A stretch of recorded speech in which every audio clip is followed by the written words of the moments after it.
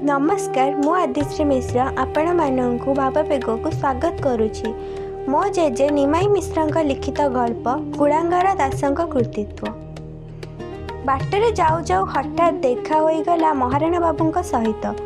बहुत दिनर आत्मीयता जोगु दुहे दुही को यथामान्य प्रदर्शन पर कोलाग्रत। महाराणा बाबू जड़े अमायिक भद्र सचोट व्यक्ति हिसाब रे तांकर चाकरी काल मध्य बहुत सुख्याति अच्छी।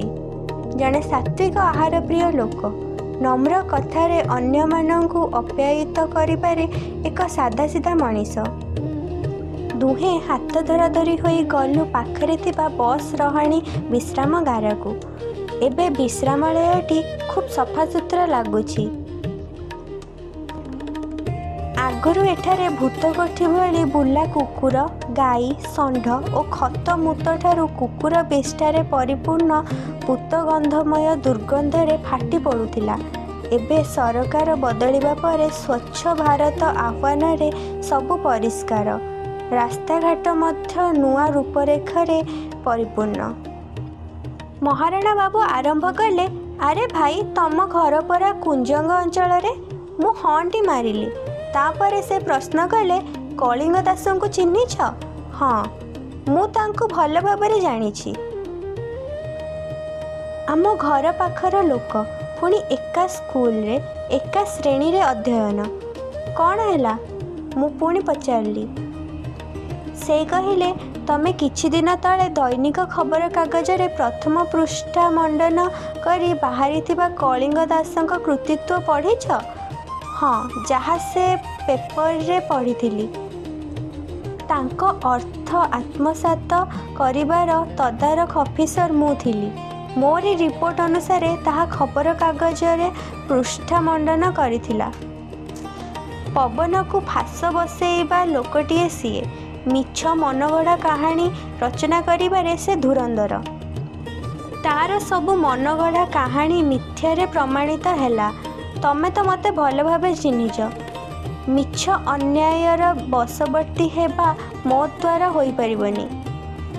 अवश्य राजनैतिक दल पक्षरु मते बहुत चाप पड़िथिला, हेले जहा सत ताहा मु सख्य प्रमाण सह तहसीलदार को जणाई देली। तहसीलदार मध्य बहुत एक्शन माइंड रे थिले। सुनिली दास महाशय कुआडे एक जातीय दलर जणे बहादुरिया कर्मी थिले। चाकरी पूर्व से दल पर प्रचार प्रसार करी खूब लंबा लंबा भाषण दियंती।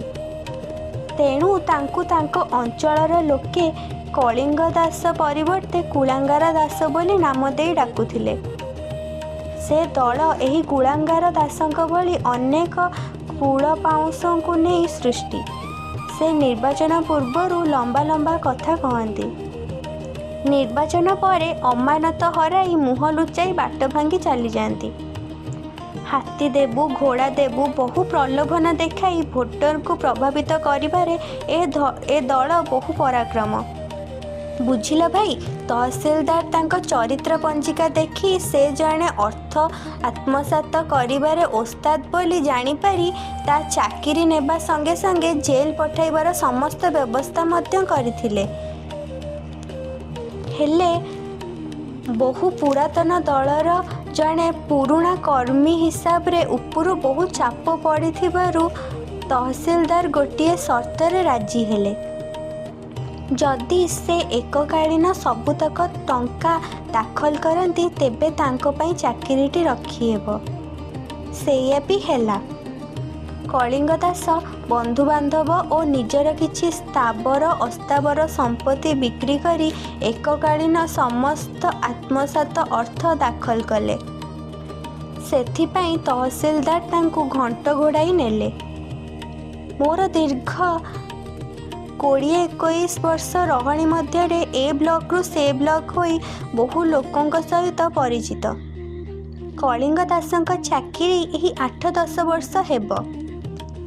से जातीय दल पछरे गोड़ाई गोड़ाई निरुपाय होई सेह समय रे जड़े दैवात जीति जाइथिबा नेता को धरी दासे तहसील ऑफिस रे जड़े सहकारी कर आदाय करी कर्मचारी भावे अस्थायी नियुक्ति पाइथिले। एही 5 ବର୍ଷ ହେବ ଜଣେ ନିୟମିତ ଅର୍ଥ ଆଦାୟକାରୀ କର୍ମଚାରୀ ଭାବେ ତାଙ୍କୁ ନିଯୁକ୍ତି ମିଳିଥିଲା। ଛୋଟ ମୋଟ ଭାବେ କର ଆଦାୟ ଆତ୍ମସାତ କରିବା ଫଳରେ କେତେଥର ଦଣ୍ଡ ସ୍ୱରୂପ କେତେ ଜାଗାକୁ ମଧ୍ୟ ବଦଳି ହୋଇଛନ୍ତି ସିଏ। ଏଥର ଅର୍ଥ ଆତ୍ମସାତ କରିବା ଟଙ୍କା ଟିକେ ମୋଟା ପରିମାଣର। ମୋର ଅବସର ନେବାର କିଛି ଦିନ ପୂର୍ବରୁ ତାଙ୍କ ଅଞ୍ଚଳର ଜଣେ ଅତି ପରିଚିତ ଆଧ୍ୟାତ୍ମିକବାଦୀ ବିଶିଷ୍ଟ ଭଦ୍ରଲୋକଙ୍କ ସହିତ ଦେଖା ହୋଇଥିଲା। ସେ କହୁଥିଲେ ତାଙ୍କ ବନ୍ଧୁ କଳିଙ୍ଗ ଦାସ ତାଙ୍କ ଝିଅ ବିଭାଘର କରିବା ପାଇଁ ଜମି ବିକି କିଛି ଟଙ୍କା ରଖିଥିଲେ। ସେଇ ଟଙ୍କା ତାଙ୍କ ବନ୍ଧୁ କଳିଙ୍ଗ ଦାସ ଧାର ସୂତ୍ରରେ ନେଇ ଦୀର୍ଘ ଦିନ ପରେ ବି ଫେରସ୍ତର ନାମ ଧରୁନାହାନ୍ତି। ସେ ଭଦ୍ରଲୋକଙ୍କ କଥା ଶୁଣି ମୋତେ ଟିକେ ହସ ମାଡ଼ିଲା। ଖାଲି ଏତିକି କହିଲି, କୁଳାଙ୍ଗାର ଦାସଙ୍କୁ ଏରିଆର ସମସ୍ତେ ଚିହ୍ନିଲେ। ତମର କେମିତି ବ୍ୟତିକ୍ରମ ହୋଇଗଲା ଭାଇ? ଖବରକାଗଜ, ଦୂରଦର୍ଶନ ସବୁଠାରେ ପ୍ରଚାର ପ୍ରସାର ହେଲା ପରେ ବି। ଧନ୍ୟବାଦ।